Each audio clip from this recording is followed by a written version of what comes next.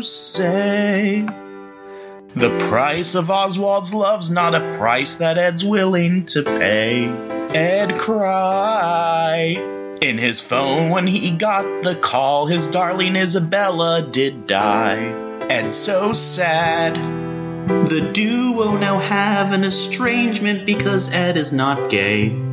He made Nigma mad. Remember, despite their derangements, he has a plan. Gotham's back. Summer's done. You're really in for some fun. Gotham's back. The break went well. Now it's time to give them all hell.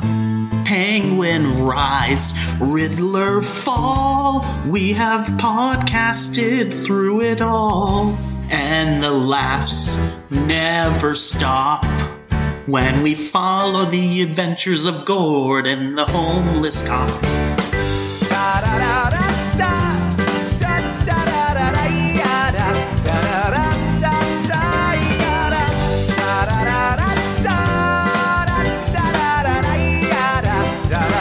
Hello, and you are listening to the Gotham Chronicle podcast powered by the BatmanUniverse.net. Check out the Batman Universe for this and many other great Batman podcasts. It's fall, guys. Summer is over, and that means Gotham is back. And that means the Gotham Chronicle's back, taking a look at the episode Pax Peguina. Yeah, because that's an episode name. And joining me is... This is Donovan. And this is Jan. Yeah, she actually, for all you who are saying, wow, guys, Jan is back, I'm like, no, Jan never left. Like, she stuck around after that Colin show. Although, actually, we did do that San Diego coverage episode, so she was on for that one, too. She just didn't say anything. You know, she was... It's kind of like how, like, Harvey Dent was a series regular for a year and, like, only appeared twice. He was totally there, you just didn't see him. Yeah. Having his own Harvey Dent adventures. Did everyone have a good summer? Oh, you know I did. That's not what you told me when I landed from Comic-Con. It's been a lovely summer, and I guess now it's back to like the school grind with the school building that is this show, Gotham. Yeah, GCPD, class, like we're in our senior year, and then they'll go to college next year, and and like Gotham University, we're like, like Gordon starts his own fraternity. How was your summer, Jan? Just mostly work, and it was, and I work in travel, so most of that was crazy work. Yeah. It was a good summer, Gotham-wise. We were going to do another few summer specials, and Don and I actually recorded part of, as we promised, the Ford Focus episode, but we weren't able to finish it in time for the premiere. So we will be finishing that up and posting it during one of Gotham's off weeks. And yes. Jan actually, I feel bad because I was like, oh, let's all do this together, and then Jan started, and none of us have joined her yet. But Jan is reading. Well, tell about what you're reading right now.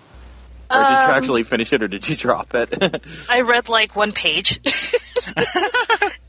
Hold on, let me see. Yeah, I read well, to tell 4 the audience pages what it was that you read. Of Gotham, Dawn of Darkness by Jason Starr.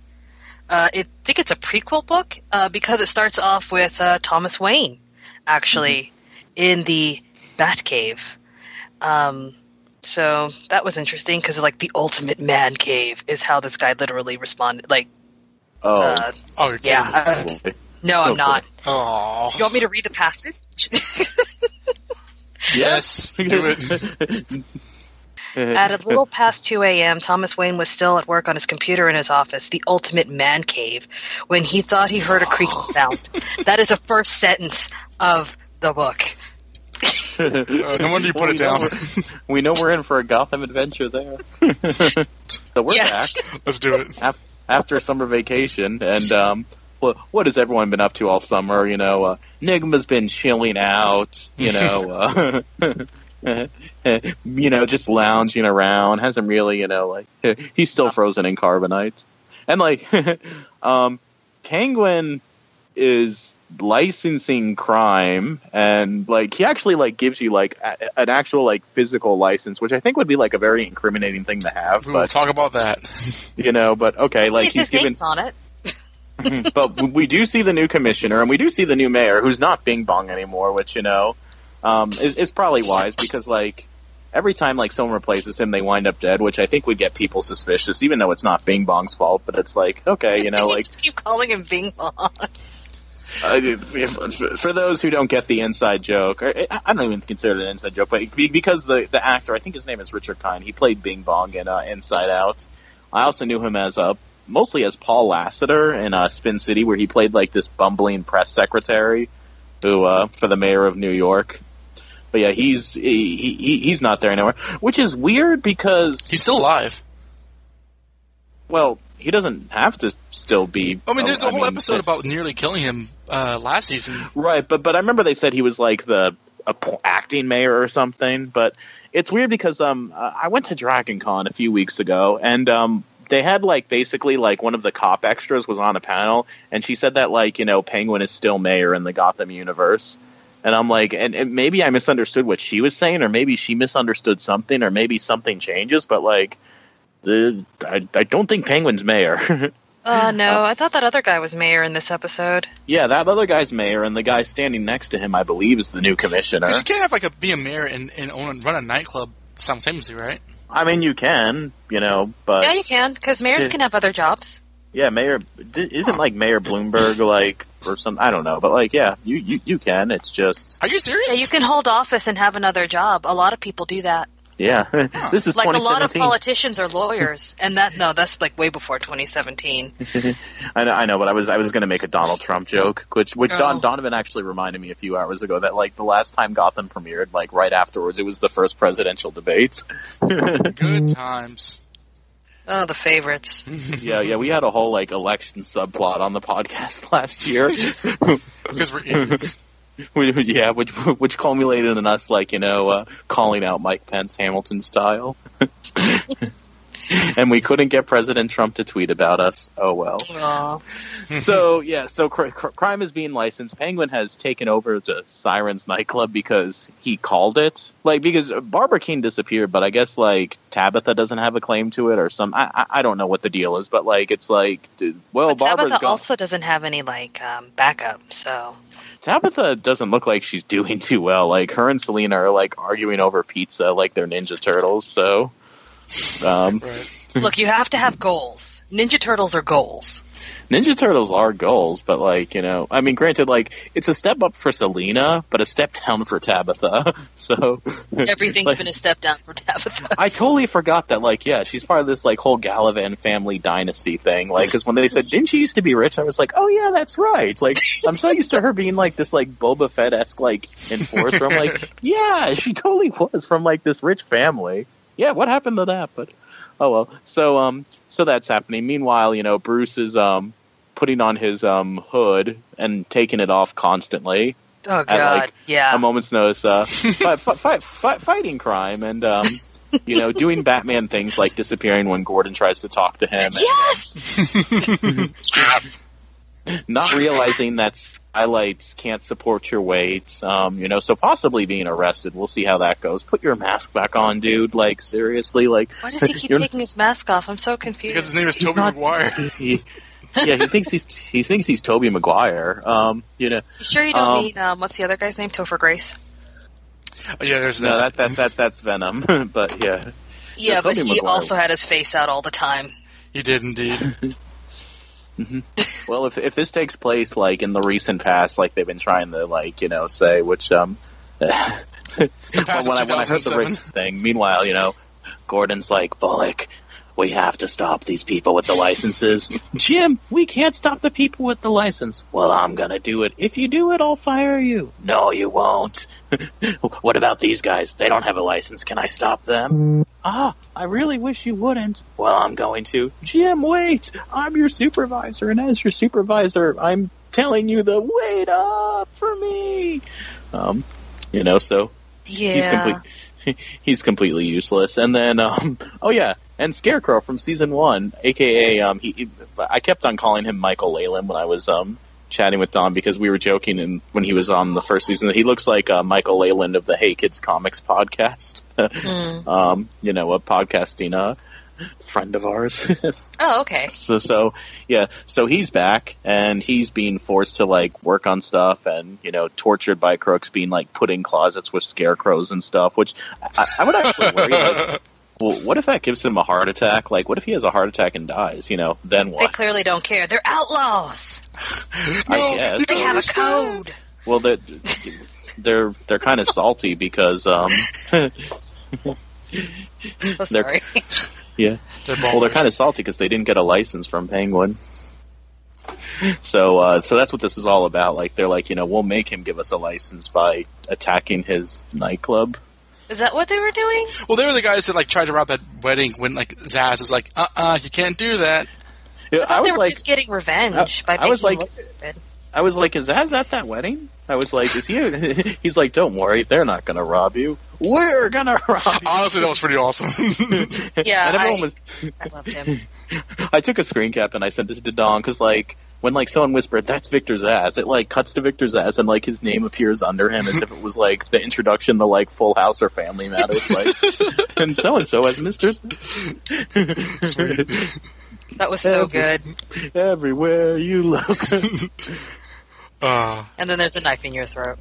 Yeah, this is which is weird, because like I was like thinking this whole wedding like license thing, I was like, Mr. Zaz from the comics would never do this. But speaking of, and I guess Poison Ivy, lets Penguin's public execution thing fail because she's mad that he told her to go away earlier. I'm not sure what was happening there. I have no idea why she did what she did, because it wasn't like there was, I don't know. I feel like there's like a deleted scene or something there, or I don't know. It was whatever. Which, by the way, she's been downgraded from regular to guest star, because she was. Really? Yeah. Huh, okay. Yeah. So, which is, what did she really do last year? Like, so piss us off. Stupid. She was and part of that. Also, be like gross for old men to like hit on, even though she's like still 12, 13 now, but still underage, and I can't stand it. Sorry. So. No, yeah, absolutely. All right, so let's go around the horn. What do we all think about this episode? What were our impressions?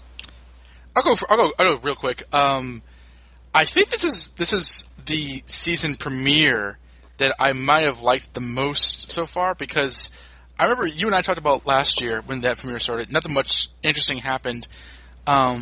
This one, it was pretty all ships going forward, and we'll talk about Bruce. Like, they're writing him straight up like Batman.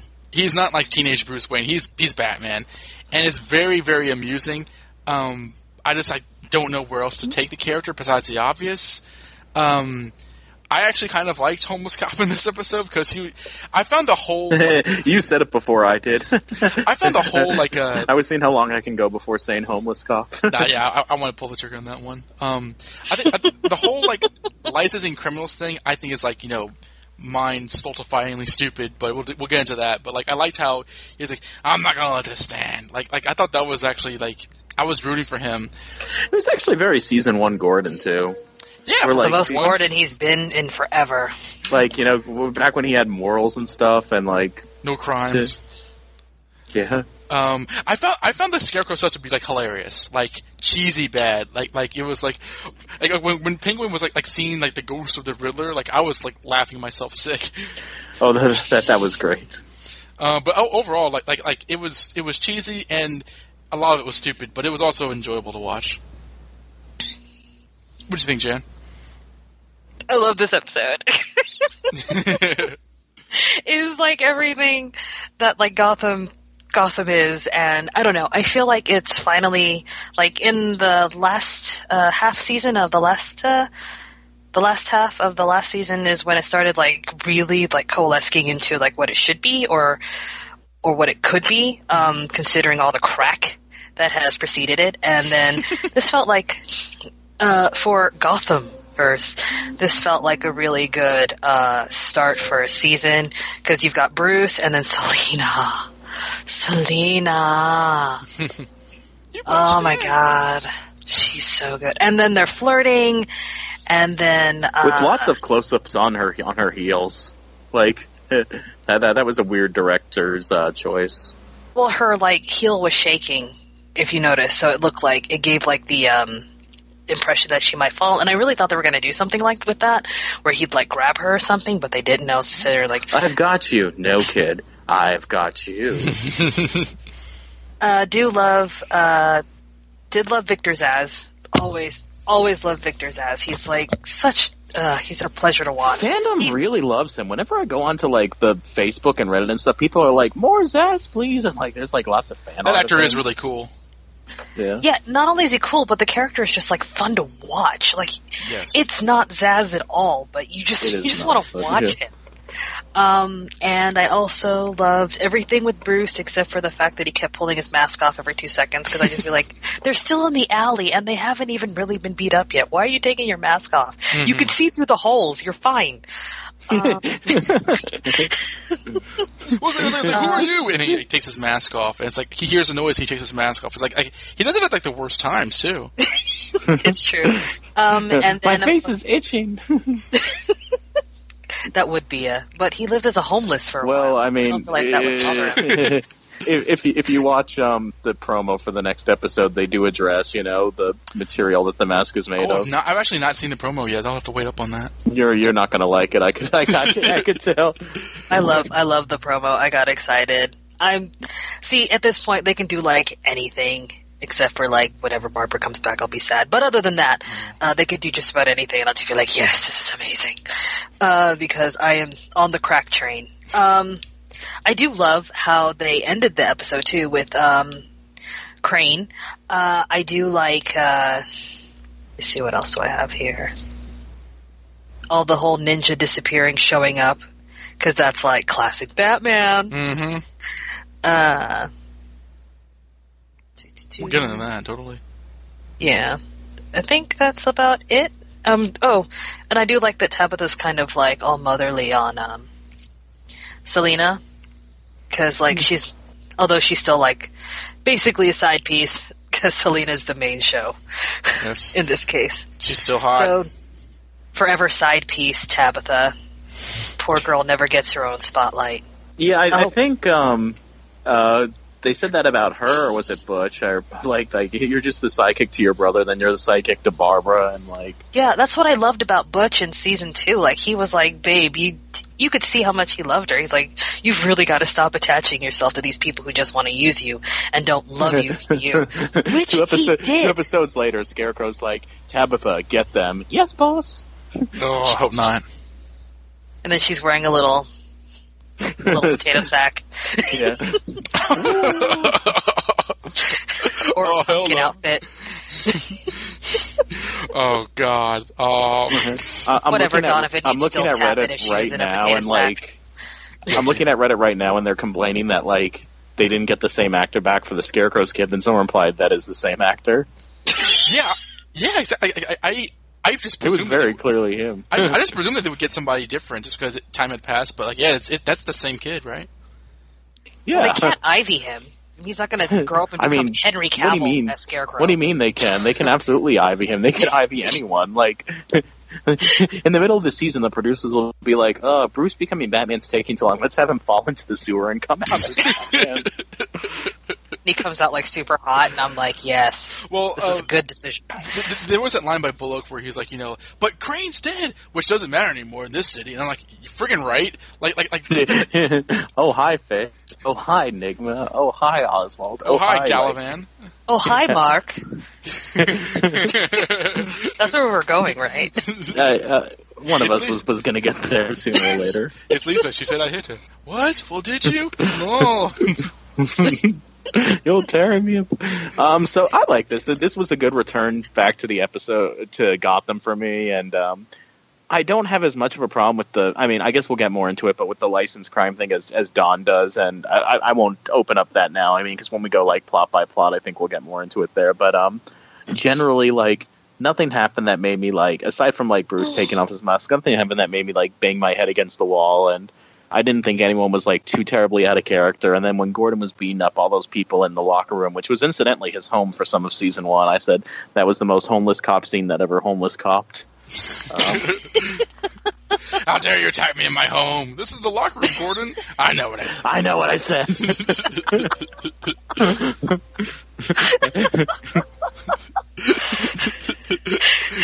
I'm glad you get all of our crazy references, Jan. It's awesome. She has to. Like, goodness sakes, all of the episodes she listened to.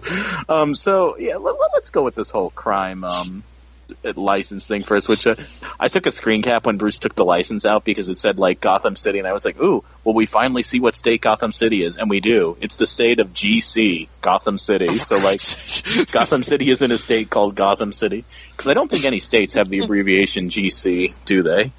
No. Yeah. But it's supposed to be canonically in New Jersey, isn't it? Well, and New York and Chicago. It's been in so many places canonically. Like, No, I don't know. When I looked at the Wikia, it's literally in just New Jersey, across the water from Metropolis in Delaware. Yeah, it's right across the street from Metropolis, according to Dawn of Justice. So yeah, and Bloodhaven, and Metropolis is right next to Smallville. Like, the United States got like a lot smaller in the last like few years. Well, you know, American geography. In any case, so yeah,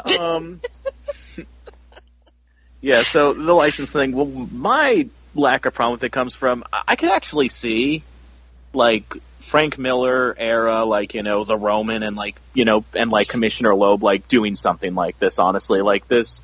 I think that having actual paper licenses is a little goofy, and don't get me wrong, like it is goofy, but honestly, like I could totally see like it just makes no sense. I could totally see Comic Gotham doing it, and everyone in Gotham is corrupt as heck anyway. So like, you know, yeah, he didn't really have to, you know, like work too hard to sell like the mayor and the commissioner on this. But it's like, you know, you can't arrest me for robbing this guy at gunpoint because I have a license, and the police like we can't do anything. Like then like how does the economy work? Because if you look at that license, it says arson, embezzlement, looting. I saw. Like, I paused it. Like what? All can they do? It's like what happens when Monopoly. he starts giving them a license for murder? We'll be cool with it. Jim, my hands are tied. It's the commissioner. There's nothing I can do. It's like, okay, then what are you going to do? He's Sarah Essen from season 1. Yeah. Like, I love, like, when Jim, like, comes into the office, I love Bullock immediately, like, rolls his eyes and says, like, oh, crud, he's gonna bitch and moan about, like, this license thing, and I'm gonna have to defend it, like, yes, Jim, look, I'm his license, no, yes, Jim, like, this is a thing, like, make your peace with it. He's like, no. Jim, when your crazy ex-girlfriend nearly destroyed the city, we barely survived. That's true. Which crazy ex-girlfriend? Which crazy ex-girlfriend? I have a whole black book on them, Harvey. Like, there are books that are unwritten about his crazy exes, like in between like seasons 3 and 4. I know, like, if this was a comic book, there'd be like an annual that like took place over the summer break where, like, I don't know, like Valerie Vale. Yeah, like, well, Valerie was like normal. Yeah. In comparison. Yeah, in comparison to, you know, the two people who tried to like kill everyone. God. Yeah, the one who wanted to become a serial murderess, and the other one who decided to like release a toxin that made everybody just kill each other, and then decided to inject the toxin into him, and so that they can just go around and kill each other together and be evil and themselves and be in love Because of some reasons. And it's funny because in our April Fool's show, like 2 years ago, like the craziest thing we can think of Leslie is, oh, maybe she'll become the mayor, you know, or like something like not like. We were not trying hard enough. No, you weren't, because everything else came true. Oh God. Well, yeah. You guys got drunk on your like creationist powers, and then made that whole season. Next time we'll drink absinthe. Yeah. Well, I mean, but yeah, you guys go ahead. You know, disagree with me on this crime thing. Well, thematically, it works because we need, you know, Bruce wants to come into action, and Gordon's overwhelmed, so it calls upon Bruce to be like not Batman. But it's seriously like, you know, I'm robbing this guy, but I have a life. Like, this isn't The Purge. Like, I don't. It just wasn't. It wasn't sold like believably enough for like, just make Gotham super corrupt. Like, don't make it like, they're literally putting across this like, that is corrupt. This Mr. Moneybags-esque card that says, "This is my get-out-of-jail-free card. I have a license." Like, that is so cartoony to me. The first time we see Gordon, he's like Tom Bosley, like walking in the Happy Days. There's like a robbery, and he like walks in. I'm like imagining the studio audience like cheering. Hey, how you doing? Oh, I'm fine, Gordon. How are you? It's like getting robbed. Good. I'll take my coffee to go, and everyone like laughs and claps. Like cuts to like James Bond titles when he's like, "I'll take my coffee black." Like my gun, get it? Wow. What did you think about this asinine plot, Jan? I'm just gonna bring back the Balloon Man from season 1 when we started to talk about cartoony. No, because a weather balloon can't actually lift a human. So that was 3 years ago. Yeah, but it happened. And then there's like a whole bunch Dustin of other will never let us stuff. forget. As he should not. That's why he's awesome. Now, I thought it was weird when he pulled it out. It says, "I have a license," and I was like, "What?" It's like, a license to what? A license to crime. Yeah, it didn't. It took me a while to like figure out what he was talking about, and then he like put him down, and I was like, "Wait, what?" And then once I figured out, I was like, "Oh." And then I was like, "Oh, Gotham." Yeah, pretty much. Classic. Pretty much. So I just roll with it now. I don't get angry anymore. Yeah, I mean, how is this any different than what Wilson Fisk did in Spider-Man? What did Wilson Fisk do in Spider-Man? He would control the crime and take like a take of it, and this is like have the cops leave people alone. But this is like literally like the police legally can't get me because I am breaking the law. But I have a piece of paper. It's not legally. It's not they legally can't get me. The license is like a ceremonial thing. It's to like make them feel more legitimate. It's the police can't get them because Penguin has Penguin yelled at the fat or like the mayor. Because Penguin has the mayor and the commissioner wrapped around his finger. And you wonder he why. did lower crime rates because if somebody does it without permission, he takes them out. Yeah. Yeah, and they're like, well, we can't argue with results, and and they get money from it. They get like a commission on it. I feel that like they get half of a percentage. I feel like I'm Gordon and you guys are Bullock. It's like this doesn't make any sense, and you're like, but it's the show. I don't know. You are Gordon. Can't wait till you like just run into like Falcone's office and shoot his lackeys in the legs, and then go kill his son. I promise him not to. And that's the first Mario being murdered reference of the season. Once again, not made by me. I was waiting. I was waiting to throw that in there. But I am proud of myself for showing restraint. Thanks, Jan. You took the weight off our shoulders. Almost. I didn't know we were like on a timer. What else is something that I can't say? Oh no, we could say it all. I'm just like, I mean, we haven't called Barbara Keene a frog in like 6 years, like. Well, there you go. That all being said, like I said before, despite like the show's like most of its episodes, I did like Gordon in this because I was like on his side. Like he was being like he was doing the right thing for once, like because Bullock like completely bent over and like gaped open his ass for like Penguin's whims. He's like, but that's what he's been doing since season 1, and it's so like unfortunate to see. It's because I don't know. Well, Bullock used to be like a contrast to Gordon, where like Bullock was the guy in like the dark side that Gordon had to like tell him like, no, Bullock, don't do things the wrong way, do things the ethical way, and like. Actually, this is kind of the first time where we've had almost that dynamic, except like Bullock was more forceful with it. Because like the last few seasons, it's actually been Bullock being like, "But Gordon, we can't, do this without a warrant." He's been Chucky Finster.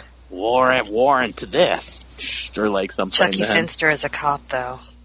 Yeah, I'd watch that show.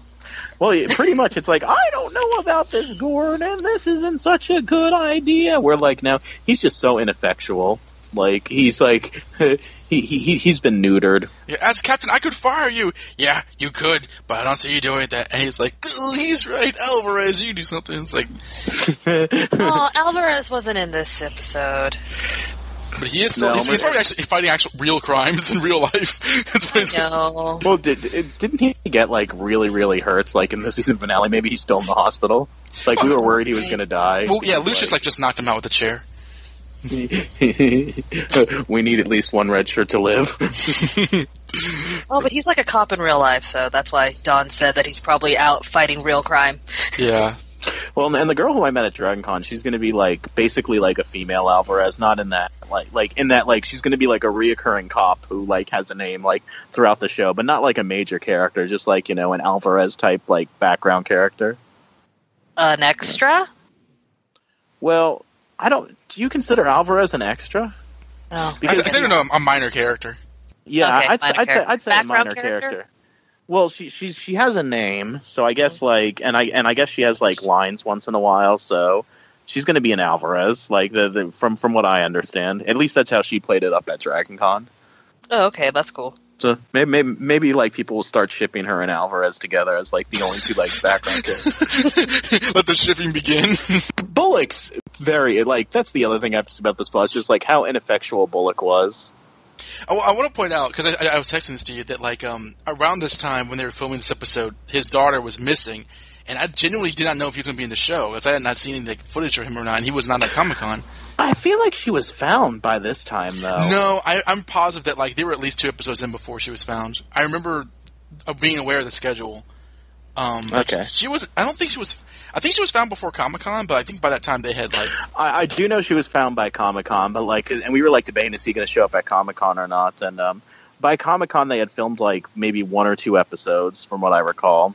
I would bet cash money that like at least throughout this first episode he's acting, like he has this thing going on in his personal life, and he's I mean, I wouldn't recognize it if I didn't know that otherwise. I mean, Donald Logue's still doing a pretty good job, despite the fact that his character is a complete wimp. His acting is pretty good. Mm-hmm. Yeah, I mean, I guess is he still acting captain, or do they actually promote him to captain? But like, I mean, honestly, it's otherwise they'd have to cast a new character or something, and because there's no difference between Captain Bullock and like Bullock as Gordon's sidekick.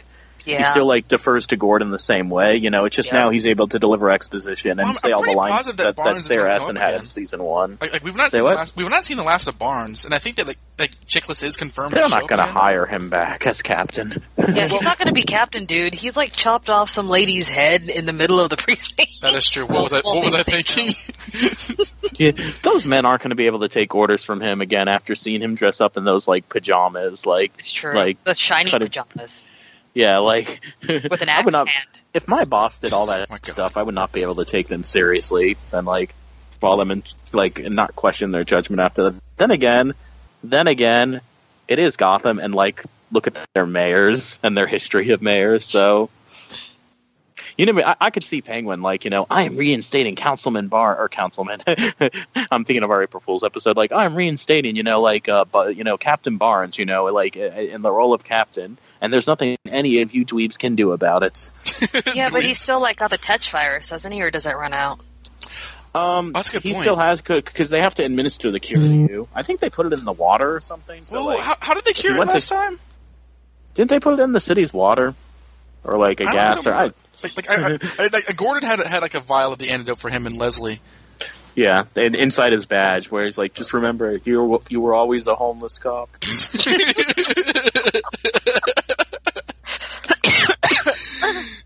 Good times. Trying to murder me. That's okay though. Other characters, involved in this thing. Penguin. What did you think about him and that whole? I texted Don about this. I could not unsee the flash bulbs, like in every single scene that Penguin was in. The press was constantly like taking flash pictures of him, which reminds me of the joke from Community where like they're doing like a press conference and like the dean says, "How many pictures do you guys need?" Like there was like a camera going off every like 2 seconds. Because this is clearly the 20s. Jen, you go first. What did you think about Even though Rick Astley exists what did I in this think universe. Of Penguin? Yeah. I thought he was just like, Penguin. I did like the oh my gosh, what is it called? The interaction between him and Bruce, though. That was great. Him and Jim was like pretty much par for the course. Penguin gave up his like accountant to Bruce very easily. Yeah. Well, he's a kid, so he probably didn't take him seriously. He also did save his life. Well, he saved Bruce's life. Who saves whose life now? Didn't he? I'm trying to remember. Are you talking about the Galavan thing? Yeah. He shot him full of, like, the big rocket launcher. He stood by and let Butch do it. But he did, like, save Bruce. Like, that happened. Like, it wasn't, like, an accident. Yeah, no, because they thanked him for that last season. Yeah, and I think he did something else that helped him, too. I forget. But he has every reason to believe that Bruce would trust him after all the things that he let him get away with. I mean, he didn't go like, oh, yeah, I think Penguin's just really cocky, too, where he's like, like, from his point of view, he's like, what's this kid going to do? Tell on me? Like, to who? The cops? The cops are in my pocket. The mayor's in my pocket. Like, like, one thing who cares? I noticed, though, that I thought was really cool, and I think Bruce is, like, the biggest point of conversations. We'll get into that later, but, like, he called him, like, for some reason, he called him Mr. Wayne, and that's very much, like, a classic. Like, when Bruce is an adult, he's always, like, kind of referred to that, like a Bond kind of thing. That was kind of neat. Yeah. Well, and his body language, which I guess we'll get into more when we talk about Bruce, was like also like very, very like adult Bruce Wayne, just how he like stood there all stiff and foreboding. Penguin was like, because I was like 7 feet tall by this point. Going back to like the whole Penguin, like just being very, very brazen, like telling Bruce this, he was gonna like execute these guys in front of like reporters who like would not stop taking pictures. Well, I think that like what he was going to do was like he had them out there for an example, and then like take them down to the garage and kill them. I thought he was going to take them away. But he wasn't going to do a public execution. But he didn't deny it either. Like he's like, I want to know what's going to happen to those men. And Penguin didn't say, I'm going to send them off to an orphanage or something. He said like, I thought he was just talking to Bruce though. I thought that was like supposed to be implied that he was. Yeah, everyone's kind of everyone heard it. Yeah. I thought it was implied that only Bruce was supposed to hear. Because he doesn't have a Bruce Wayne dog whistle that only Bruce can hear, like when he said that. But then again, it's not the first time he said something like that in front of the press, and they, for some reason, never hear it. Yeah, I think like they have like crazy blinders. Yeah, did the Penguin say he was going to murder people? Nah. Well, didn't especially because like he has a criminal record, like in the newspapers, like that his step siblings found before he ate them. Well, he even admitted to being called the Penguin in this episode, and the reporter was like, I was like, that's not a denial of this thing, and he was like, we're talking about my nightclub here. Like he doesn't really care about not looking like a bad guy anymore because he's so nakedly, obviously evil. The city's also, he didn't corrupt. need his siblings. Yes, he did. No, he didn't. Oh no! Yeah, he ground them up and made the mother from the OC eat them. Yeah, but he was eating them too. No, I thought he ate her. Yeah. No.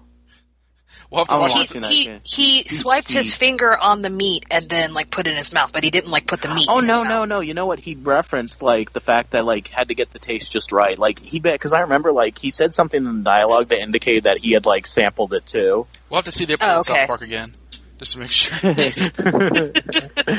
No, because I remember this, and I remember thinking, like, sheesh, that Hugo Strange, like, ice cream therapy did not work at all. Like, it makes you completely calm for, like, maybe 2 or 3 episodes, then, like, you just, like... Once Pee Wee Herman dies, all bets are off. Yeah, like, once they kill your father, who loves you, and is, like, the only person other than your mother to show you, like, absolute love, yeah, I feel like that would break the therapy. Yeah, Instantly. And that, like, story he told the press, like, he, like, puts the court, like, I thought he was gonna, like, lie and say that, like, oh, that's just a statue or something. He says, oh, my dear assistant Nigma, yeah, is dying, like, before we froze him, he said, Oswald, make sure you put me in, like, the iceberg lounge, and I'm like, I don't know, he kind of looks horrified. Are you sure that, like, that was the last thing that he said? Yeah. My favorite thing is that he totally stole, like, Mr. Freeze's whole thing with Nora. He has a brain disease. Oh, yeah! That's incurable. I didn't notice that. That's like, cash. And I was like, wouldn't anyone ask for proof of this? But then, like, he does say, oh, I have a doctor's note, so I guess he, like, threatened some, like, doctor. Mm-hmm. And he was so happy about it. He's got a brain disease. Yay! Riddler in that little like a popsicle. Honestly, it's just hilarious. I was actually thinking, like, what if like the power goes out and that melts? Which I guess it might be what eventually happens. But like, which I was actually wondering if he was going to melt when Ivy cut the power. That would take a long time, though. That's a big device. Yeah, it'd be like Frostilicus from The Simpsons. Like sooner or later he'll start moving. But yeah, like that, like nakedly obvious, like fake story. But what I'm kind of going along with in my headcanon is that, like, yeah, these are all paper thin, but like Penguin just basically doesn't care because he considers himself untouchable. Yep. Yeah, right now he is like the biggest crime lord in the city, and there's nobody else that kind of matches him. And I love he gets gas and he like jumps into Jim's arms like Scooby-Doo style, and like the newspaper, like the Daily Bugle says like Penguin, or chicken, like. In fairness, like wasn't like guns going off? Like I know that he was like Riddler, save me, but like was that really the biggest story of the night? Like there were guys like trying to rob him, and like. They're like, is Penguin a coward? Like, in the face of what? Exactly? I don't know. You saw the last presidential election. Whenever like something unimportant would happen, like that was bigger than like the actual like crimes that were going on. That is true. Well, I guess that means that Gotham is brutally realistic in every facet. Well, it's the most realistic show on Fox today. I mean, Balloon Men. Oh. That was 3 years ago. It happened, though. She's holding on to fight for Dustin, who would never stop mentioning that. You gotta remember, I watched it last year, so. That's true, yeah. It's last year for me. You binged the whole thing. Year. It was not even a year ago. It was this year. It was a few months ago. Yes, because of Donovan. What have I done? It's all my fault. What have I done? So... Let's talk about Tabitha and Selena. So if I was Tabitha, I would not go to this party because it's like, the guy whose like mom you killed, he wants you to like come to this party. And I'm thinking, why? So he could whack me? Like, but I guess she goes because she loves Selena and like, she can take care of herself. They're the new girlfriends. Yeah, it's the new Gotham City Sirens, which Ivy did like, look at Selena and like, there was like no lost love between them. That was like weird. It's like, weren't you two best friends? Like, when did they break up trying... exactly? I don't know why. Like what? Didn't Selena betray Ivy and Penguin last season? Like who did Ivy sell them out to when she was like, yeah, Selena called. She asked if we were alone. Did we have guns? Nigma. You idiot. Oh, was it Nigma? Mm-hmm. Did Selena betray them to Nigma? Yeah, for money. Okay. Oh yeah, because she was in front of like Barbara Keene and stuff, and like which actually, yeah. Which before we get too actually deep into Tabitha, I do want to mention Ivy for a little bit, which is she's just the wench girl now. Like she's Miss Tessmacher from like the first Superman movie.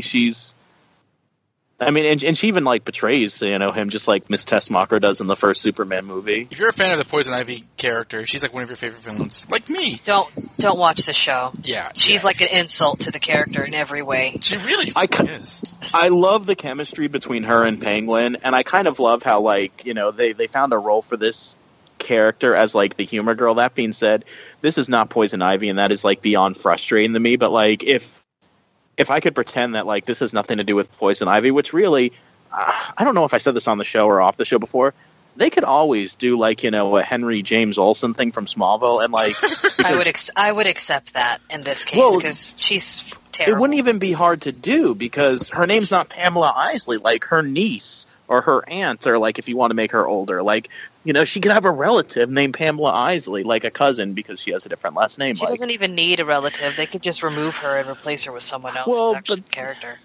Which would be funny because that would be like the third version of Poison Ivy that the show has done. What's the first one?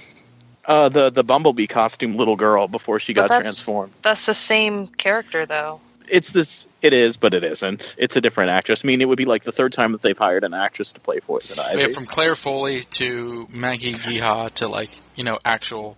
Because here's the thing, like with Mr. Zsasz, he's different in this show, but like Zsasz as a character in the comics is not major enough that like I care that much, even though I'm a fan of him.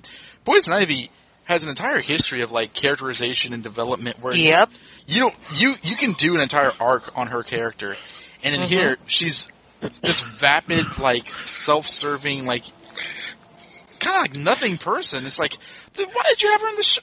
And I'm always bitching about this on Gotham. Well, why I is she think in that the they show? said that the reason why they aged her up was because they wanted like to put her in more adult scenarios and like sexy stuff. But they very quickly stopped that last season, and I'm hoping it was because they realized how creepy it was. Because Yeah, they she's try to still- sex her up, even though she's like 12. Yeah, I think. Granted, I would say that she's older because we looked up the actress's age. The actual actress is like, driving age, but she looked like she was 12 like the entire time. The point being, like the reason why She's they still did it was underage. And honestly, my theory too was that they got rid of her because that was a bad actress. Like I couldn't. Yes. She couldn't deliver lines very well at all. She never had like a lot of emotion. So Yeah, but they could have done anything, like just swapped her out. No one would have cared. Write her out like they did with Harvey Dent in Montoya and Christmas Allen. those people weren't written out. They just stopped showing up to work. That's true. They're like Chuck Cunningham, but Yeah, like one day they're going to pull up in their Corvette, like, hey guys, we just got back from our Bahamas vacation. How are you doing? And they'd be like, hey Jim, how's Barbara? You two ever get married? Well. Funny thing in the last several years. But yeah. I think the point stands. I haven't heard from her parents in a while. So let's recap how they've done Poison Ivy in the show. She went from this miscast character who, by all rights, she was basically Holly Robinson. Kinda, yeah. Like she was first. She started. She had an interest in plants, but really wasn't Poison Ivy. And then she was like magicked up to this grown woman who was this vapid character who also wasn't like Poison Ivy. So what's the point of having a Poison Ivy character if she's not like the character? I mean, like Uma Thurman was more Poison Ivy than she is. Quite seriously, That's actually true. Mother which is... Nature. Please stop. Please stop. Jan does not like Batman and Robin. I do not like Batman and Robin at all. Oh, you and Stella are not going to get along. That's fine. I just watched like two of my favorite characters get written terribly, and then you cried on my birthday. to watch Gotham. Oh no, Yeah. you didn't like the way that they did Julie Madison? No, I'm joking. Like, Oh wait, 3. I keep see. This is how bad it is. I keep forgetting Bane was actually in the movie. brr, Yeah, I multi-word. told Josh that like the way that Poison Ivy is done in this show is like the way they did Bane and Batman and Robin. Yeah, basically. But if I ignore the fact that she's supposed to be Poison Ivy, like I do kind of enjoy this whole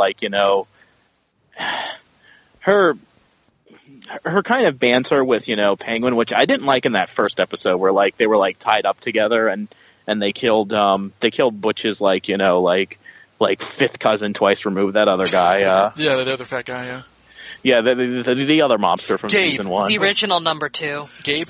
Well, he wasn't the original number 2, but he was like whenever like you weren't using Butch as like a mob guy, you would use this guy. Gabe, right? His name is Gabe. Yeah, Yeah, Gabe. not to be confused with Sonny Gilzine, who actually like was Butch's cousin, but yeah, it's like I like the banter. It's funny, and I really loved like the end of last season where she's like, "Yeah, they were asking how many guns we had," and like Penguin gets frustrated with her, but like, so she shut the power off to why? And you should say like sorry, Penguin, you twerp or something. It's like I think it's because she was just being a child, and they were trying to reiterate that she's a child, even though she's in like a Because Penguin sexy told her to body. go away earlier. yeah. And then it becomes like an Annie from like the Christmas episode of Community kind of thing, where it's like sexualization and infantilization do not mix. Yeah. Well, I'm thinking she'll go the way of Harvey Dent and Friends now because they're Probably not. Well, no, because they dropped her as a series regular, so like Well, she's that's just going to good. be a guest star. So like, actually, never mind. Because if she was a series regular, that would be more reason that she'd be dropped. Because like, whenever they upgrade someone to series regular, that's when like we never see them again. Like Oh, I'm you looking mean, at like- you, Harvey Dent. Well, the only character who has legitimately made good on going from like supporting character to series regular is Lucius Fox. Yes. Thank God. It took a little while because you and I were like joking. We even joked in our April Fool's episode that like he was not going to be seen again. But yeah, we didn't see Foxy this episode, but we He'll be in will the next see. episode. And Yeah, he'll be in the know- next we know episode. he's there 'cause You'll see when you see the promo. He's in the promo episode, so like we know that he's going to show up. Okay, yeah, Foxy, as dictated by Riddler and the Wikia. and the Tumbler. I'm sure that they ship him with like Alvarez too or something. Like the chair I'd of ship him love. with Riddler. I'd ship their minds together because, oh my god, that episode with them where they were challenging each other was so good. Well, he was challenging Fox. I could see fanfic coming from that episode. another episode where Bullock, like was completely useless. Like, whoa, whoa, whoa, I'm afraid of heights. I think I can't swim. Bullock, this isn't a pool. I know, I just can't swim. before we jump in the meat of that is Bruce Wayne, maybe we should talk about the Scarecrow before Bruce Wayne. Scarecrow! Oh my god! I was like really excited because I saw like how they were gonna. I'm sorry, I just walked in. Oh no, go ahead. I just really go loved, for it. other than like the cartoonish Arkham guy. That guy, by the way, just real quick, he was from because I just finished rewatching it. He was the evil bus driver Stu Benedict from Pete and Pete, and so I watched that show like this week, and then like 20 years later, he's here, still alive. I'm glad that 90s Nickelodeon actors are getting work. yeah, pretty much. I can't wait to see, Ugg from like Salute Your Shorts. Salute Your Shorts. I almost said Hey Dude, yeah. Ugg from like Salute Your Shorts become, I don't know, like the Clue Master. High five. Dude, for that the would be reference. awesome. Honestly, I would be here for that. I wouldn't even care anymore. That's an awesome reference. And Budnick as like And Melissa Joan Hart from Clarissa Explains It All become Red Claw. Oh, can we actually do that? I like that. Would you have to be pretending like Keep making Russian? predictions. Maybe they'll come true, like your April Fool's episode.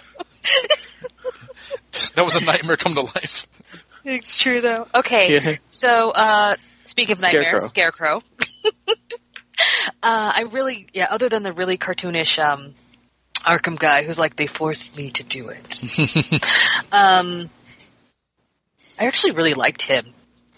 I would love to watch more of him because he feels like a He's an excellent actor. Hugo Light. Yeah. If you check out Pete and Pete, like he's much more crazy and like insane, but like he's a great actor, really funny. I don't think you're talking about the same person anymore. Oh, what? Like the Arkham guy? She's talking about Scarecrow. You're like, No, oh, yeah, I was talking about the goofy Arkham guy. never mind. Yeah, I went back to the actor. But yeah, I was like, so I Scarecrow did like wasn't that. on Pete and Pete. He was too young. But yeah, so I did like the way that they set it up. Like they kept giving him things, and then they like kept putting that Scarecrow there to try and motivate him. And I did like that they. What's so funny? I was just thinking how like horrible of an idea that like he can have a heart attack, like and die. They don't care. Mess his pants. But I did like that they the only shoved him pair in of pants the that he closet. has because he never changed clothes. It's true. He didn't. Oh god, that would be terrible. But he was drawing the Scarecrow on the ground too, so he was literally making his fear there with him. That charcoal drawing was amazing, by the way. They pulled back. I was like, whoa, that kid can draw. There is kind of like a Brett Blevins Scarecrow take on it, which I know means nothing to nobody, but like in the 90s, like that like Nightfall story of Scarecrow, and I think there's even like a one shot or a miniseries where they really made him scary. You know what? I will say this. I'm kind of fine with how they're doing Scarecrow. I just find the like effects and stuff just to be like laugh out loud, like a door. Oh, the Enigma one was the best. Yeah. Robin Lord Taylor, the zombie. The zombie Enigma. But also like the Scarecrow, like just it's like fire, and then like the demons, and you're just in like really. But the way the Scarecrow looked when he came out of that closet, and yeah, it's comics accurate. So good. And he just sprayed it in the face. My mom was sitting next to me. I was like, oh my god, this is so awesome. And my mom was like, why are you cheering for this monster thing? I was like, this looks so good. My mom was so confused at how excited I was. It was great. Awesome. Very cool. I would agree. I think that like I've been like seemingly negative on it. I think that the effects are kind of dopey, but like I do, and I was also kind of confused from like season 1. Like, wait, so he's scared of Scarecrows now? But like the way that he's like kind of like his brain is all about fear now. I'm kind of on board. I think that like the effects are like laughable, but what they're going for is like that's what they should be doing. So I'm down for it. He's also one of the rare villains that's like not an old man that's going to be fighting Batman. Yeah, I mean, everyone's becoming their villain counterpart before Bruce becomes Batman, although Bruce is becoming Batman before Bruce becomes Batman anyway, so, like, it's just one of those things where, like with Smallville, you eventually have to roll with the fact that, like, everything's happening out of order, and the sooner you roll with that fact, the sooner you'll be able to relax. Yeah, i.e. Ra's al Ghul. Yeah, oh like, my god, he was in this episode for like 2 seconds. He was Kane from, the Spider-Man clone saga, like, always, like, lurking in the shadows, which is... How did he know Bruce was going to be there? But okay, He probably just followed him. Yeah, but he can't. Okay, yeah, sure, yeah. I could buy that. League of Assassins training and everything. He could follow. 15-year-old, 16-year-old boy. So yeah, he has better training than he does right now, doesn't he? Yeah, that's how he's like able to fight, take on people because he's been trained enough to like. He was trained by the shaman. No, I mean like Ra's al Ghul has more.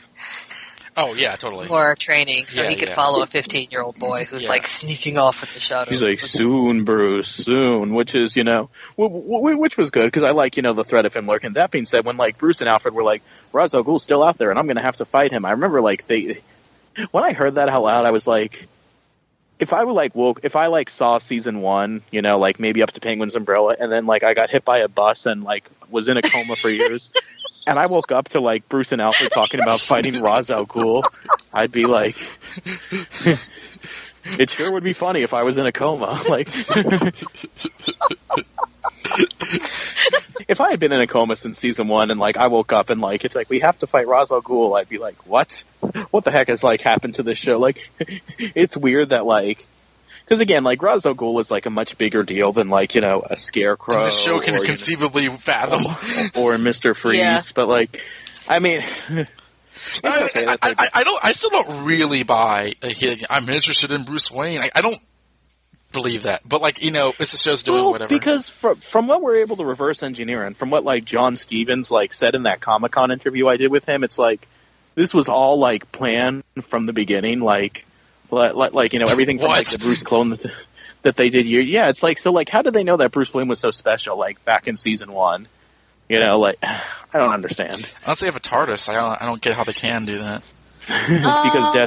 because Bruce yelled at those people in the Wayne, like, boardroom. But you also have to remember they also set up like the whole Galavan versus Wayne thing, and that was kind of mystical. Then there was the Court of Owls, which is kind of mystical. That's true. Yes. So it's kind of like the Waynes are part of this whole mystical underground cult thing, even if they don't know they're a part of it. It's like the McClouds from Highlander. Yes, exactly. There can be only one. So they killed all of them except Bruce. They cut off Thomas Wayne's head. You guys know what I'm waiting for, though? What's that? His brother to show up. Oh, friggin' Lincoln March? Yes, or no, he has another name in Earth 2 as Owlman. Oh, yeah, Thomas Wayne Jr.? Yes.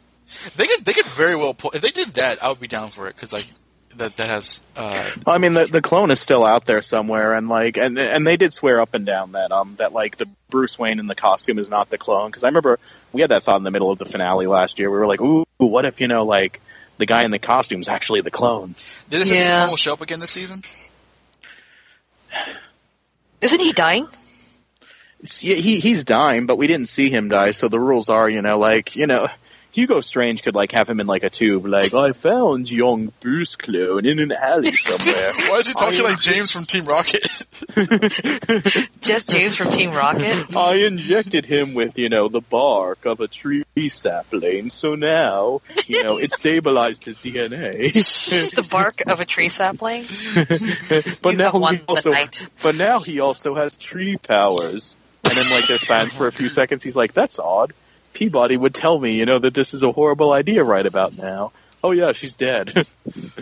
No. Peabody returns as a manifestation of his insanity, so that the actress can come back.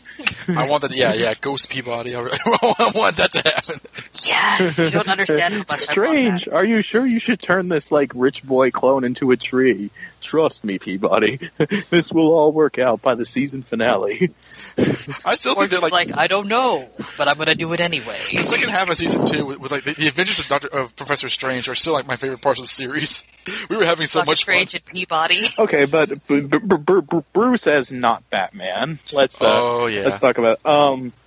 Well done with aside from taking the mask off, but like when he's standing, like talking to like Gordon in the police station, he's very very like straight. Like his back isn't arched. He's not like his body language. He's even the way he moving talks. like Batman, and I was like looking at him, at the Iceberg Lounge and stuff, and I was like, honestly, all he really needs is some more muscles because he's already towering over almost everyone. If he had more muscles, like he could be Batman. Right now, he's like the skinniest Batman I've ever seen. But he's also the youngest. Yep. Yeah, he's also the young. But that being said, he's not that far from 18. Like how old is the actor now? The actor's definitely 16. Yeah, so I mean, I'm sure he'll go on one of those Hollywood like personal training, things. Turn into Zac Efron and look like crazy jacked. Like Taylor Lautner from Twilight. Like one movie he's like tiny, the next movie he's like ripped. I was like, whoa. Oh yeah. Well, I mean, like I will say this. I think Davi Mazouz, who has always been excited at the idea of like maybe somebody could be Batman. I think he was. I hope he's never lost that sense of wonder. Well, I mean, all throughout this episode, he played it like adult Bruce Wayne Batman. I mean, like the way, like when they shot to the Wayne Manor and like he was talking to Alfred, like Penguin must be stopped. Like he was sounding like Batman. Like they clearly wrote him like Batman. And I'm so in love with him. Yes, the Batman. My only thing, and I think that like we all agree with this, aside from the cape and the ears. Where else does this character have to go? Exactly. Like, a utility belt, duh. I might strike fear in their hearts. Like, that's the only thing. Otherwise, like, because in season 4 of Smallville, like, he flew for the first time, but he was, like, under mind control. But, like, I think with Smallville, like, it did get to a point where, like... By the time that they got to the Metropolis years in Smallville, he was Superman. He was, like, the red-blue blur. And then, like... What season was that? Because we're in season 4 here. Then when he went evil, he just became the Blur. It's like, do you remember well, yeah, remember when he like started wearing black, and it's like he used to be the red blue Blur, now he's the Blur. Yeah, he's spray painted that's on his shirt because he's cool. I think that they called him the red blue Blur as early as like season 6, but I think that like he was legitimately like working at the Daily Planet, like with Lois Lane, like solving mysteries while doing red blue. Like I think by season 8 he was like Superman. Yeah, and then we just kind of like We were grinding at the finish line for like about 2 years at that point. Like he was fighting like Zod and Darkseid. Let me put it this way: we have Ra's al Ghul, we have Mr. Freeze, the Penguin being the Penguin in the Iceberg Lounge. We have Scarecrow coming up. Hugo Strange, Catwoman has her whip. Firefly, Solomon Grundy. Yeah, thank you. Yeah, like I would say the way that the show is going. Not that the show was always destined for like a decade-long existence, but like at this rate, I can see like everybody being where they need to be like by like season 6. They're going really fast, and it's not an awful thing, but I almost feel like this is too soon that he's doing all this kind of stuff with the mask and stuff. I almost feel that this is a little too quick. It's everything is too soon, absolutely. But here we are. Yeah, but you guys have been saying that for like every season. Like, wow, this is going really fast. This is the pace, guys. This is the pace. But for God's sake, I mean, he's a mask at age 16. I'm just wondering how they can pace this out without like him being Batman by the mid-season finale. Well, look at this. By the time he gets to like season 6, he'll have like a 10-year-old Robin helping him out.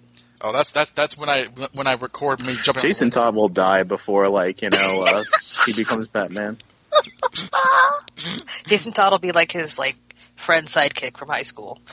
Oh, that's when I will kill myself on the podcast. Like, okay, that's it. I can't watch the show anymore. Like, whenever they like say I'm Robin, like no. I don't know. It just really depends on how they do it, especially this universe. I mean, Smallville did have Supergirl before he was Superman, so I guess they could always betray us like that. like the outsiders will show up before he's Batman. Well, actually, you know how we Damien will show up before he's Batman. We had Flash and Arrow, and then we had like the spinoff of Legends of Tomorrow. Like, we'll get a spinoff with the outsiders. I'd be down for that. With Bruce. Katana and Black Lightning, that'd be kind of neat. Metamorpho.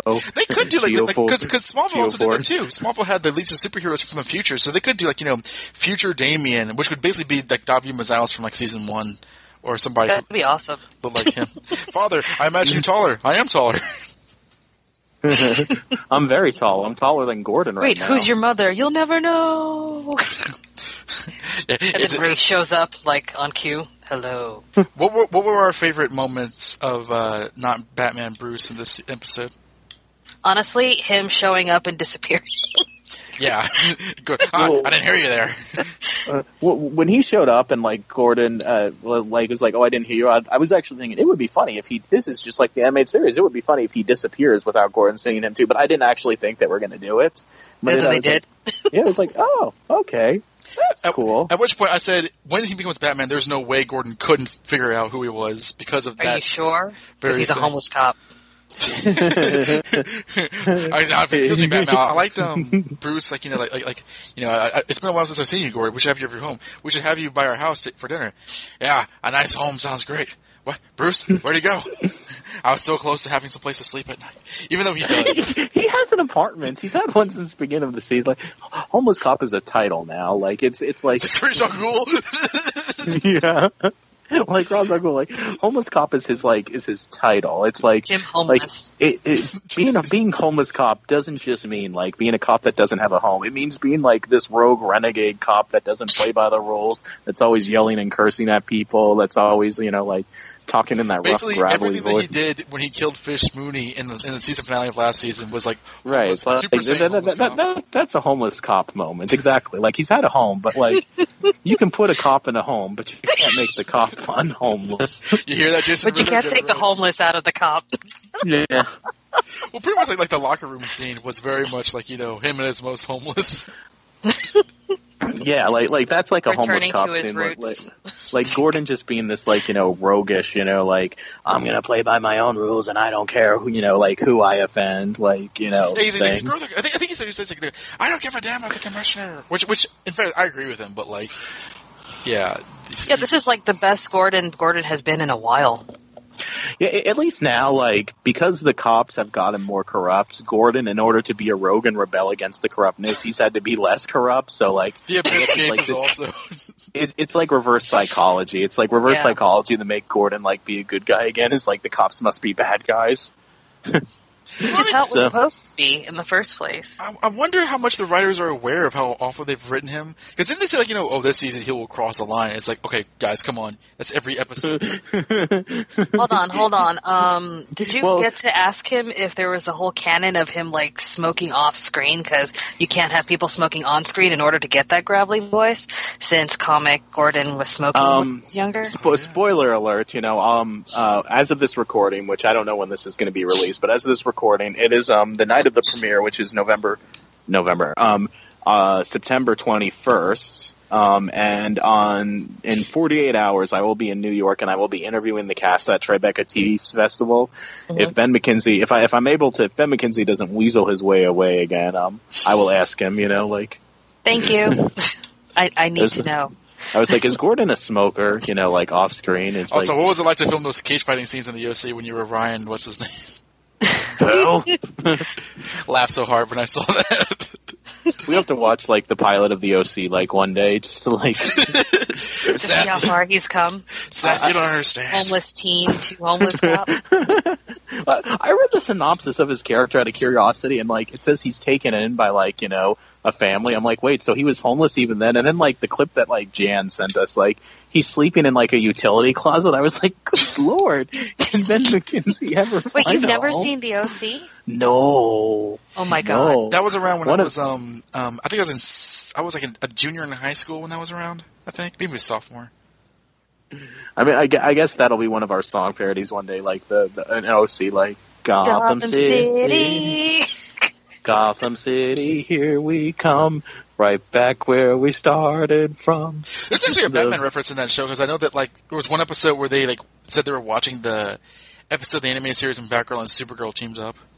You can probably find it on YouTube. Seth also tried to give Summer a whole bunch of like heavy Batman comics because she wanted to learn about comics to be with him. Truly, this is fiction because girls are never into comics, isn't that right, Jan? And Stella, why would I and ever Ashley like Victoria Robinson, and Jessica from the Batman universe, and Ashley from the Spider-Man Crawl Space podcast, and yeah, they're all unicorns. They don't exist. They'll never be like us, the Eltingville Club. Anyways. That's actually, I don't know, because I watched like a couple episodes. I never watched it regularly, but that's actually kind of cool. I knew that guy was a comic geek. Oh yeah, no, Seth was like a total comic geek, and in season 2, I think he hooks up with. No, it was like at the end of season 1 or something. Around the second half, he was hooking up with a girl who was really into comic books too. And she actually drew him a comic book, and then Summer was trying to win his affections, and she dressed up like Wonder Woman to get his attention. Yeah, no, all these things happened. If there's an episode where Ben McKenzie dresses up as like Commissioner Gordon, I'm gonna fall over. Why would that happen? I don't know. Because he was Batman in Batman Year One though, which is ironic because that's the story that like basically defined like the modern interpretation of Gordon for years.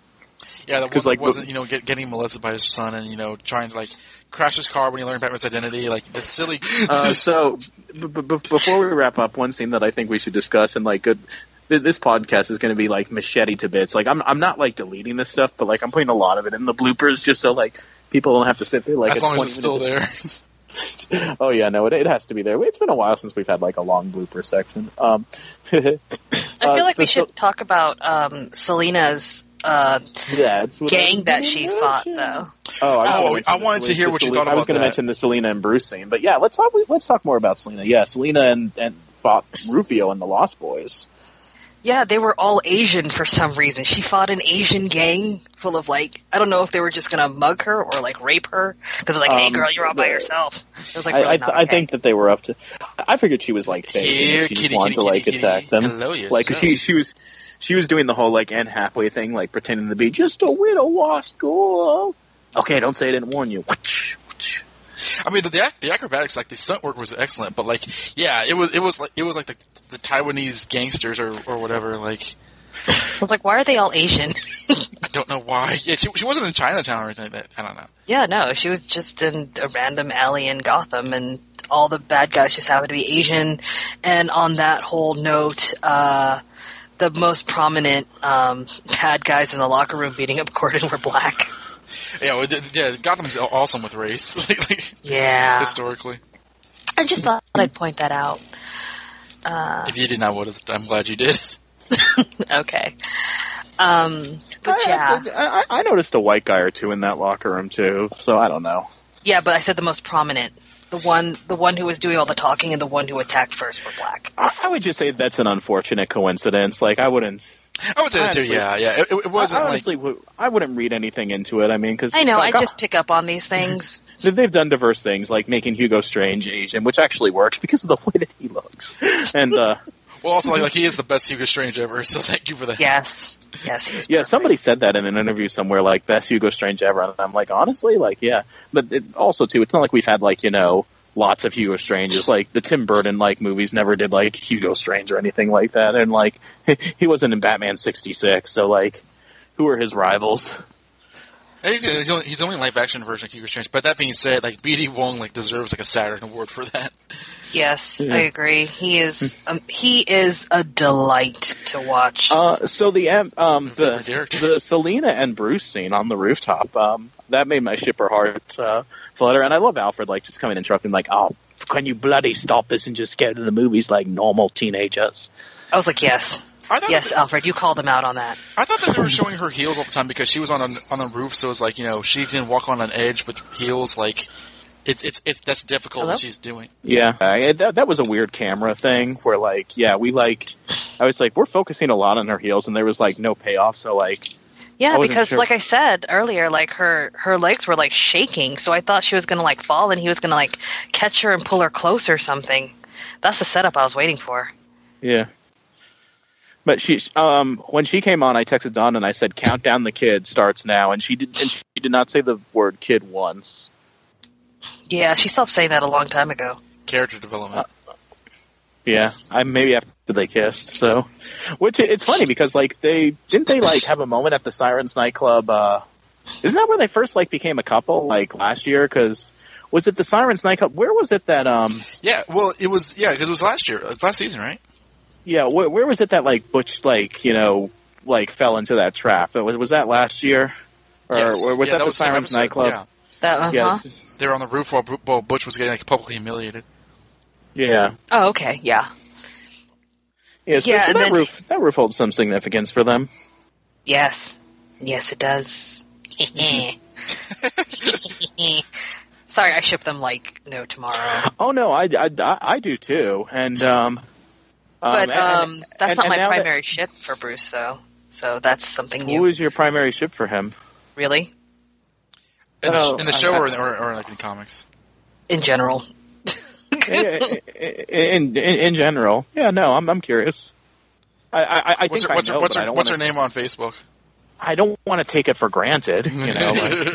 Like, what did I get her from Comic-Con? She could surprise me and say like, "Oh, Linda Page, of course," you know, like. What? She would surprise me too. She knew who that was. I have no idea who that is.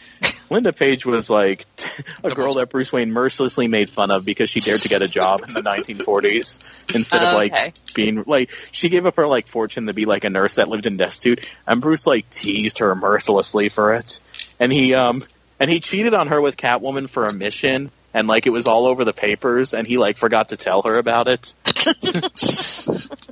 That's another story that we read recently. Like Bruce Wayne like dates like Elva Barr, which is like a Selena Kyle alias, and like he gets engaged to her, and like Dick's like, "What about Linda?" And he's like, "What about Linda?" And it's like smash cut to like his girlfriend Linda like crying reading the paper, like, "Yeah, I don't care who he's engaged to."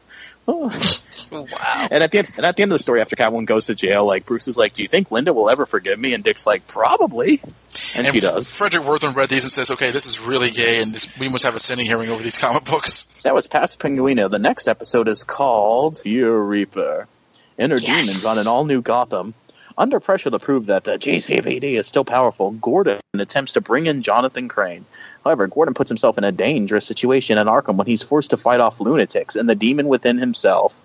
Meanwhile, with Barbara's unexpected return, thanks for the spoiler, Selena and Tabitha must consider that risks that come with joining her in the weapons business in the all-new Gotham Fear Reaper. And the guest cast is someone named Grady, Jonathan Crane, Zaz will be back, Warden Reed, and Ivy Pepper again. Maybe one of those is like the commissioner and then the mayor. Mm-hmm. Crystal Reed as Sophia Falcone, like she's listed as a regular, but according to the synopsis, like she won't show up until like episode 3. Sweet. All right, so I'm about to play this. You guys probably won't hear it, but I'm going to play this like 20 second. Go ahead and play it, and we'll talk about the promo. Let's see. What? They're doing the Batman Begins scene. And actually, holy crap! Holy crap! Wow. His reactions are golden.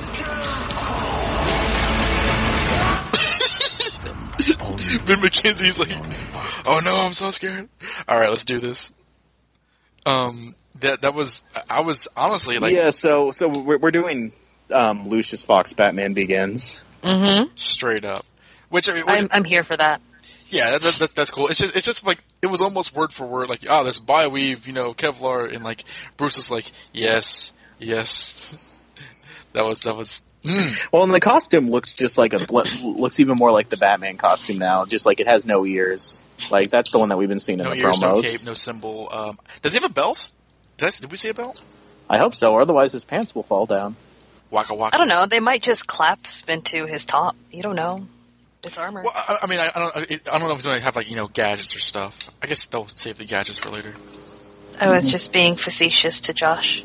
Mm-hmm. And I'll be seeing this episode with the cast at the Tribeca TV Festival. Yay. Probably by the time this episode's out, I'll have already seen it. But that'll be Saturday, September 23rd, and then it will air on Thursday because we've moved to Thursdays. September 28th. And so we'll be any predictions or guesses or reactions to that synopsis? Go ahead, Jan. I have no predictions. I don't predict things. I just let it happen. Let the homelessness wash all over you. Yes. I hope we're not coming off as cruel to the people who are actually in poverty. We don't mean to be. It's just Gordon, you see. But I did laugh when Ben McKenzie, oh no, I'm all afraid. What is this, the Clone Saga? Yeah. When Lucius and Alfred was giving his costume, I was like, all right, they have my curiosity, now they have my attention. So they bought my mind. So until next time, this is Josh. This is Don. This is Jan. And you've been listening to the Gotham Chronicle podcast. Welcome to Season 4. We're back. When push comes to shove, I will kill your friends and family to remind you of my love. Da da da da da. Da da da da da da da da da da da da da da da da.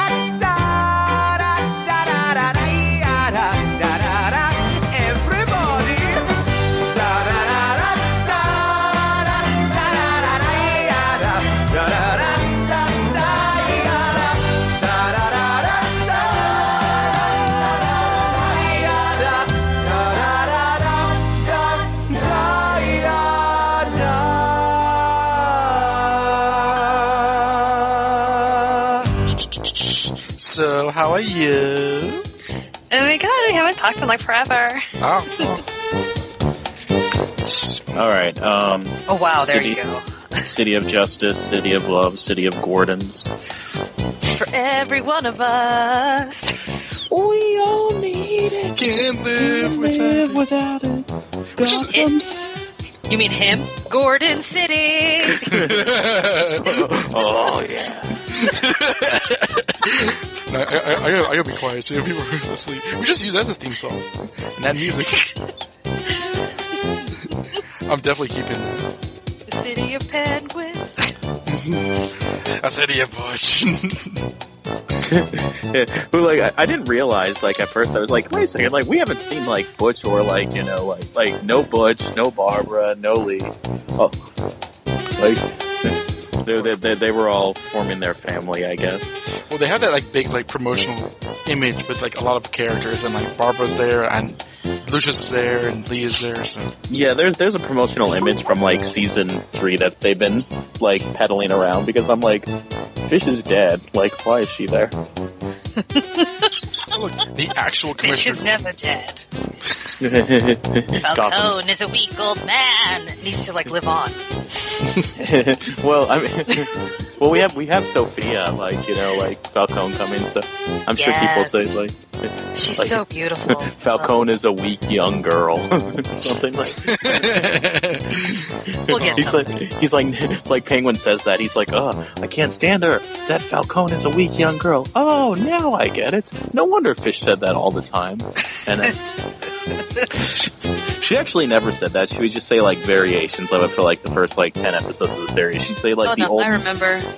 She'd say the old man is weak and this, and we just kind of beam me up Scotty to Falcone is a weak old man. Forever and ever and ever and ever. Yeah, yeah, I always give her crap for saying that, but she never. Don, did you see that Batman quiz I sent? I'm literally kind of scrolling up to it, and you said number 6. Yeah. Yeah. I remember that reference from one of your previous episodes of the Gotham Chronicle podcast. Let's see. You guys wax poetic on that thing. What did Dick Grayson and Kathy Kane have in common? No, not that. It was Batboy, Batman Jones, number 6. Let's see. What did Commissioner like to have ever? No way. Did you make this?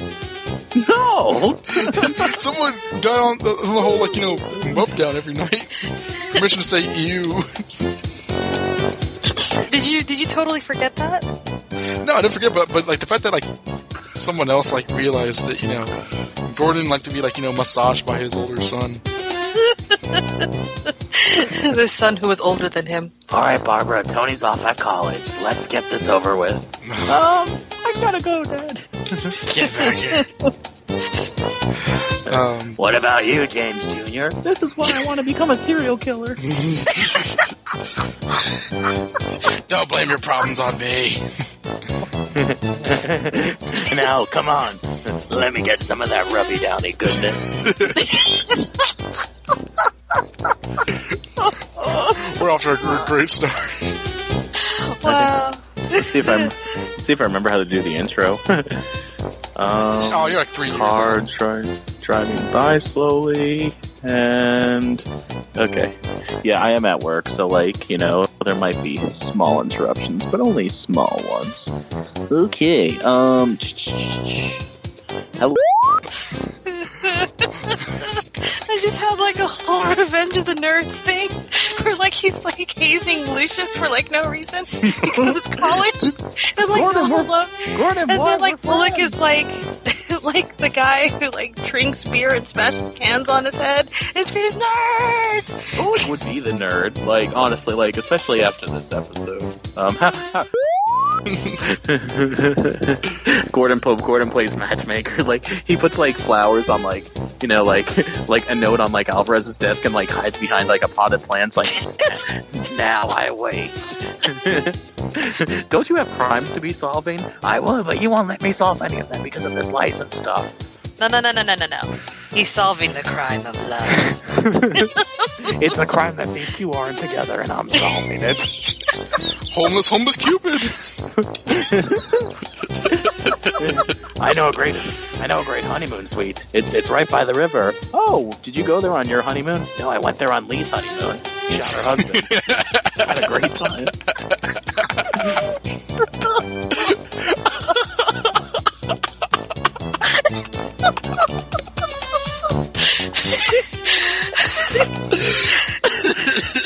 We don't even have to write jokes. We can just recite scenes from the show. What an awful character. That got me in the ribs. Okay. But Bullocks. I was actually doing a Talia reading project, a few weeks ago, towards the end of the summer, and basically, I've come to the, I don't want to say conclusion, but I really hate when people call her Talia Al Ghul because that is not her name. Al Ghul is not a last name, first of all. It's an Arabic, translation. And people say, she calls herself Talia, Head, because, Head is the translation of Al Ghul. And it's no, Al Ghul means Emen. Isn't it head of the demon? Right. So, yeah, that's what I thought. But Al Ghul actually means, demon. It's, the Ra's part that means head. So, people have been calling her Talia Al Ghul, and they're wrong. It's a literal mistranslation. It's a literal mistranslation, and and it wasn't until 2000s Batman Death and Maidens, where they started calling her Talia Ghul. She was always just Talia before that, and if she had to have a last name for an alias, she would use Talia Head. And it's people her and people just it's lazy to me because it's people her dad is Ra's al Ghul, so her last name must be Al Ghul too. Well, you're pronouncing it wrong anyway, so there is that. Now I have to change my Facebook name. Thanks. Because Al Ghul is not a last name. Well, I'm never changing it, by the way. Yeah, you can always be like you're related to Raish, not just Talia or what have you. Yeah, but Al Ghul's not Race's last name. It's first of all, it's Race? A title too. It's a title, his real name has been lost to time, and Ra's al Ghul is a title, and that's why when Nyssa kills him in Death and Maidens, she says, "Now I am Ra's al Ghul." Yeah, exactly. Yeah, which is weird too, because Death and Maidens is where she's coined as Nyssa al Ghul too. Well, that was later on. When you first meet her, she's not Nyssa Al Ghul, she's just Nyssa. It was later writers who were her last name is Al Ghul because her dad's name is Al Ghul. No. They also did that, they did in The Dark Knight Rises, which I know Jen doesn't love, but they didn't, she said her name was Talia, not Talia Al Ghul. She just said Talia, which I guess was correct considering the original character. Because you're right, like she was called Talia only for like decades before like the 2000s. I love that moment where I'm interviewing Alexander Siddiq, and like I'm like, are we going to be getting Italia? He's like, what? Italia? I don't know what that is. That's your daughter. Oh God. Oh. I have a daughter. So I guess you won't be in this. He runs around the press room like Darth Vader from How It Should Have Ended. I have a daughter. We might get I have a child. You have multiple children, and they all want to kill you. Okay, yeah, I'm putting this part in the blooper section because like this is a little off the rails. But like Jan, Don and I read a story like a few nights ago where like Gordon Renly decides I must learn who Batman and Robin are. So he has a bathroom in his office where like Batman and Robin will He has a bathroom in his office like that he could like. No, I mean like what? Yeah, where like sometimes Batman and Robin will like come there and say, hey, can we like use your like office bathroom and take a shower? And Gordon will be like, sure. And he'll like look through this like hidden mirror at Batman and Robin showering. And he's like, but like before that happens, like he tries all these like little tricks to like get Batman to real estate again. So he like invites him to his mansion because like Gordon had a mansion. He wasn't always a homeless cop, and he has like a manservant named like Finley, and like Barbara Keene like looks like Zsa Gabor. She's like, oh Batman darling, will you light my cigar for me? And like he's like, I have an idea. Let's invite Bruce Wayne and like 3 other people who Gordon thinks is Batman over. So like Batman like burns Gordon's house down to like Wait, this happened? This is all Silver Age. This like back in the This is all silver. He doesn't burn the house down, but he lights the house on fire as like a distraction. Oh yeah, and what issue was it again? Like Batman '89? Oh, it was 7th theme, but it was like 70 or 80s. I really need to buy like those big omnibuses of all the archives, Golden Age and Silver Age stuff, because this stuff is like crack. Oh gosh, this story was like so. Gordon, he's like Batman, like he tries all these tricks. So eventually he just like looks at them while they're in the shower, and he's like, Batman, I peeked at you in the shower with Robin, and I know your secret identity. And Batman's like, grr. He's like, but don't worry, I'll keep it a secret. Then like the next morning, Barbara Keane's like, oh Jim, darling, last night, you were talking in your sleep about Batman's secret identity. He's like, great Scott, I must like send her away, to visit our son at college while I like get over this problem. And he's like writing on pieces of paper at work, I know Batman's secret identity, and he like can't help it. And he's like, oh, I better go for a drive. And he like crashes his car. And then like when he crashes his car, he fumbles through the street like a Walking Dead zombie saying, I know Batman's secret identity. I know Batman's secret identity. So these crooks like kidnap him at his house and say like, if you don't tell us Batman's secret identity, then we're like, we have people watching your wife and your son at that college, we'll kill them. What about my daughter Barbara? You have a daughter Barbara? I mean, no. So Gordon has been threatened like with the life of his, wife and son for Batman's secret identity. What do you think Gordon does in this case? What was that again? What do you think Gordon does when he's like threatened? He's like, if you don't tell us who Batman is, we're going to kill your wife and son. Like, so what do you think Gordon does? How do you think Gordon responds to that? Tells them. He what? He tells them. Yep, he sings like a canary without a moment's notice. But luckily, it all turned out to be a wacky misunderstanding because, like, when he saw Batman in the shower, Batman was, like, for some reason wearing the face of, like, a different person. So Gordon thought that it was, like... And Batman defeats the crooks, and Gordon's, like, decides, I never want to know Batman's secret identity now. I've learned that I can't handle that knowledge. Keep in mind that Gordon in this comic was like a 67-year-old man who he was much older and much like rubberier, and like he's literally walking down the sidewalk saying, "I know who Batman is. I know who Batman is. I know," and like he like a nervous tick. Well, while people are like watching him, like okay. And when Don and I were like reading this, like I would always do the Gordon voice as Ben McKenzie, much to his like chagrin. Really? You don't like Ben McKenzie's Gordon voice? He doesn't like it when it's like, he doesn't like it when I do it for like old stories. But it's funny. Well, yeah, it's like when you look at the anime series Gordon and you say like that's Ben McKenzie, it's like don't insult him that way. Yeah. Sacrilegious. We read another story where like it turns out that like Gordon's like great grandfather was like a sea captain who like robbed like.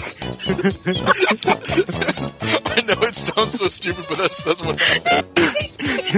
Who was like a robber, and like people like find out about this, and Gordon's like, I must resign, and Batman and Robin are like, don't worry, we'll go back in time and like exonerate him.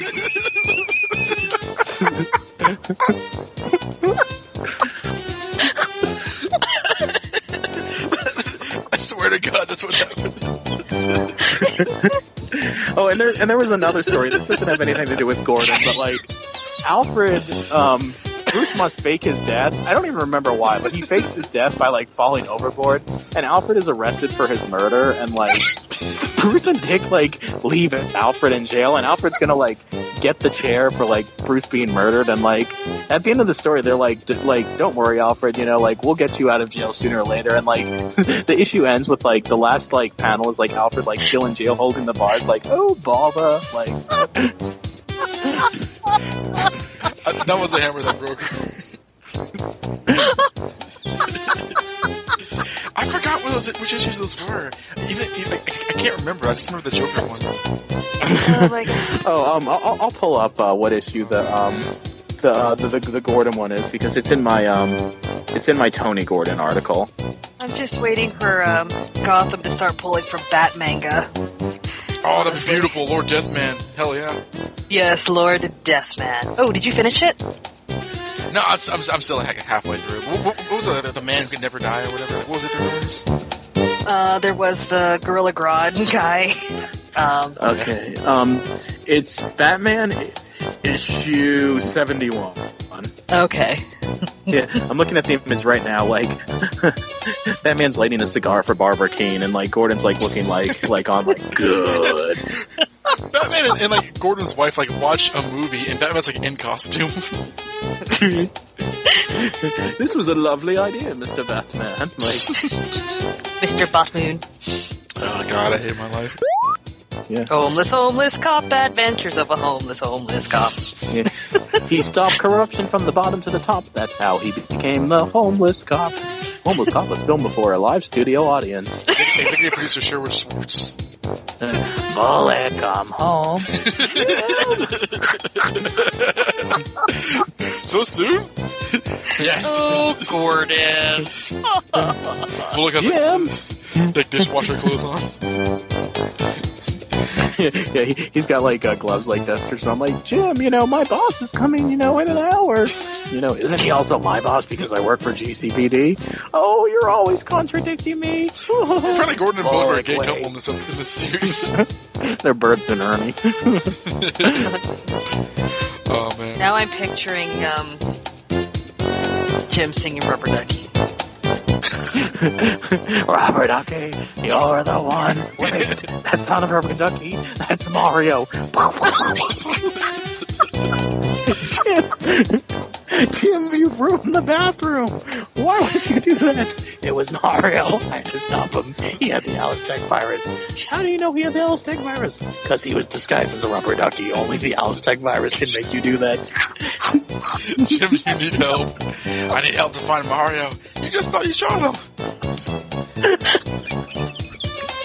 That wasn't him. You guys are so stupid. Oh my God. We fucking are. This is a delirious episode. I can't wait to listen to this. That's because we're just enabling each other into making like terrible.